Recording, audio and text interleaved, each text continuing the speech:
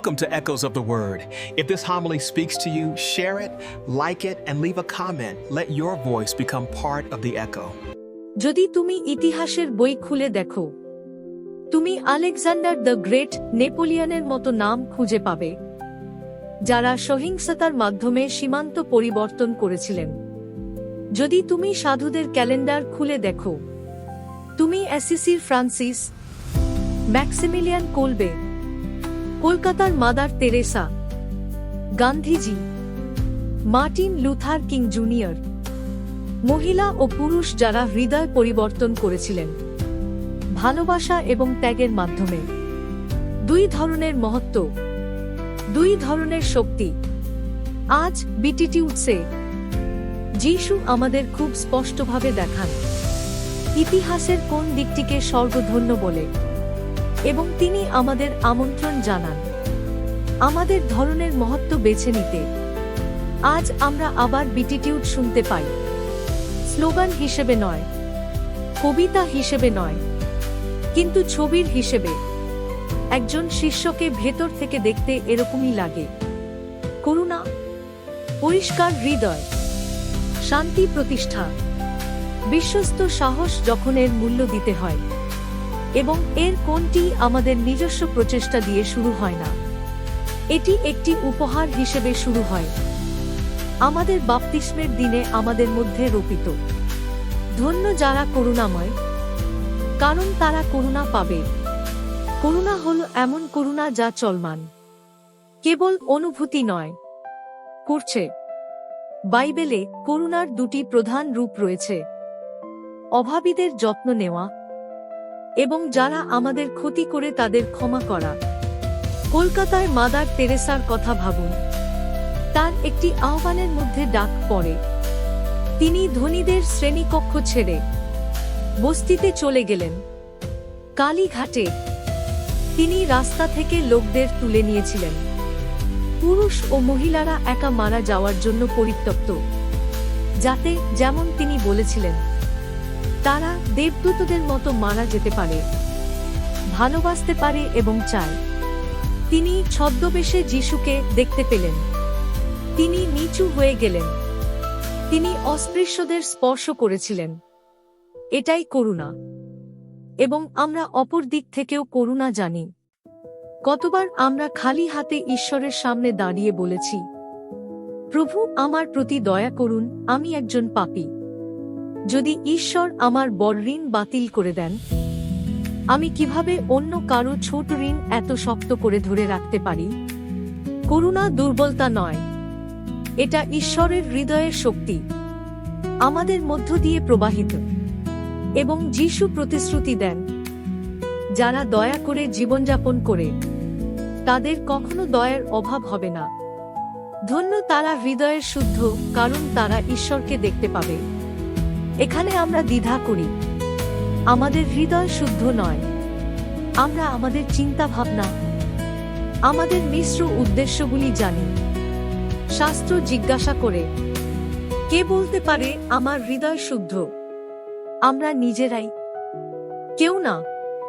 হৃদয়ের শুদ্ধতা আত্মপরিপূর্ণতা নয়, এটা ঈশ্বরের কাজ। হে ঈশ্বর, আমার মধ্যে একটি শুদ্ধ হৃদয় তৈরি করো। বাপ্তিস্মের মাধ্যমে, স্বীকারোক্তির মাধ্যমে, ইউক্যারিস্টের মাধ্যমে খ্রিস্ট ধীরে ধীরে আমাদের সরলীকরণ করছেন, আমাদের দ্বৈত জীবন থেকে মুক্ত করছেন, আমাদের হৃদয়কে আরও তার মতো করে তুলছেন। ইতিমধ্যেই যারা হৃদয়ে শুদ্ধ তারা ঈশ্বরকে দেখেন। শাস্ত্রে, ধর্মানুষ্ঠানে, দরিদ্রদের মধ্যে, দৈনন্দিন অনুষ্ঠানে, এবং একদিন যদি আমরা তাকে তার কাজ শেষ করতে দেই, আমরা তাকে মুখোমুখি দেখতে পাব। আমরা এর জন্য তৈরি হয়েছি। ধন্য শান্তি প্রতিষ্ঠাকারীরা, কারণ তারা ঈশ্বরের সন্তান বলে অভিহিত হবেন। শান্তি প্রতিষ্ঠাকারীরা এমন মানুষ নয় যারা কেবল সংঘাত এড়িয়ে চলে, তারা এতে প্রবেশ করতে ইচ্ছুক মানুষ। এটি নিরাময় করার জন্য অন্যদের সাথে শান্তি। আমরা যখন আঘাত পাই তখন দুঃখিত হওয়া, আমরা যখন আঘাত পাই তখন ক্ষমা করা, অন্যদের মধ্যে শান্তি, গল্প প্রত্যাখ্যান করা, মানুষকে কথা বলতে উৎসাহিত করা, বিভেদ বাড়তে না দেওয়া, অন্যদের এবং ঈশ্বরের মধ্যে শান্তি, কাউকে প্রার্থনায়, মাসে, বিশ্বাসে ফিরে আসার জন্য আমন্ত্রণ জানানো। প্রতিবার যখন তুমি এটা করো, তুমি একজন শান্তিরক্ষী। ঈশ্বর হলেন মহান শান্তিরক্ষী খ্রিস্টে। তিনি ক্রুশের রক্তের মাধ্যমে শান্তি স্থাপন করেছেন। আমরা যখন এইভাবে কাজ করি, স্বর্গ বলে ঈশ্বরের একজন সন্তান আছেন, এবং এখানে আমাদের অবশ্যই আমাদের বিশ্বের দিকে সততার সাথে তাকাতে হবে।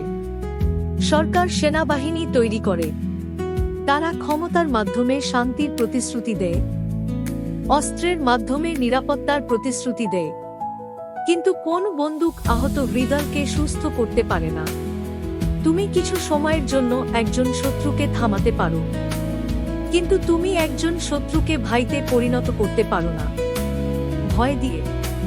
সত্যিকারের শান্তি নীরব বন্দুকের চেয়েও বেশি কিছু। এটি ন্যায় বিচার এবং ভালোবাসার ফল। আমাদের চূড়ান্ত আস্থা সেনাবাহিনী বা বাজেটের উপর নয়, আমাদের স্বদেশ স্বর্গ। যিশু তাঁর গির্জাকে একটি ভিন্ন শান্তিতে বাস করতে বলেন, বিটিটিউডসের শান্তি। তাই আসুন আমরা নিজেদের পরীক্ষা করি। কিন্তু যদি খ্রিস্টানরা ঈশ্বরের জন্য নিজেদের কর দেয়, বল প্রয়োগ করে নয়, কিন্তু ভালোবাসার মাধ্যমে, প্রভুর জন্য আমাদের সময়ের একটি নির্দিষ্ট অংশ, দরিদ্রদের জন্য আমাদের আয়ের একটি নির্দিষ্ট অংশ, শান্তির জন্য আমাদের শক্তির একটি নির্দিষ্ট অংশ আমরা ঈশ্বরের হাতে যাই অর্পণ করি না কেন, তিনি তাই বহুগুণে বৃদ্ধি করেন। ধন্য তারা যারা ধার্মিকতার জন্য নির্যাতিত।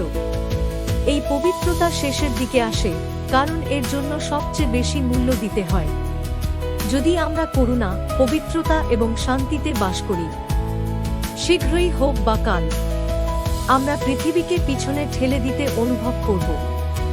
যিশু প্রতিটি দুঃখ কষ্টকে আশীর্বাদ করেন না, তিনি দুঃখ কষ্টকে আশীর্বাদ করেন তার কারণে। যখন আমরা সত্যের জন্য, সত্তার জন্য, সতীত্বের জন্য, ন্যায় বিচারের জন্য, বিশ্বস্ততার জন্য, তখন আমরা ধন্য হই। তিনি যদি বলেন না, কিন্তু কখন বলেন, কখনো কখনো তার না জোরে হয়, কখনো কখনো খুব শান্ত। যিশু বলেন, আনন্দ কর এবং আনন্দ কর। কেন? কারণ স্বর্গে তোমার পুরস্কার মহান, কারণ তুমি নবী এবং সাধুদের পথে হাঁটছ। ভাই ও বোনেরা, বিটিটিউডস একটি বিরাট বিপর্যয় বর্ণনা করে। আমরা এই আশীর্বাদগুলি অর্জন করি না, আমরা সেগুলি উত্তরাধিকার সূত্রে পাই। বাপ্তিস্মের পর থেকে তাদের স্বর্গরাজ্য, এই কথাগুলি আমাদের জীবনের উপরে লেখা আছে। রাজ্য কেবল ভবিষ্যতের নয়, এটি ইতিমধ্যেই এখানে নির্বে উপস্থিত, যেখানেই বিটিটিউডস বাস করে। এবং প্রতিটি ইউক্যারিস্টে আমরা স্বয়ং ধন্যকে গ্রহণ করি, আত্মায় দরিদ্র, নম্র, দয়ালু, হৃদয়ে পবিত্র, শান্তি প্রতিষ্ঠাকারী, ভালোবাসার জন্য নির্যাতিত, যাতে তার জীবন আমাদের মধ্যে বৃদ্ধি পায়। তিনি বলেন, প্রীতি কেবল কাজের তালিকা নয়, এগুলো যিশুর একটি ছবি, এবং তার মধ্যে আমাদের কি হতে হবে তার একটি ছবি। তাই আজ আসুন আমরা একটি অনুগ্রহ প্রার্থনা করি। প্রভু যিশু, আমার হৃদয়কে তোমার মতো করে দাও, আমাকে তোমার মহত্ব শেখাও। পিতার প্রেম এবং আত্মার শক্তির দ্বারা এই পৃথিবীতে আমার জীবনকে তোমার বাক্যের একটি ছোট প্রতিধ্বনি হতে দাও। আমেন।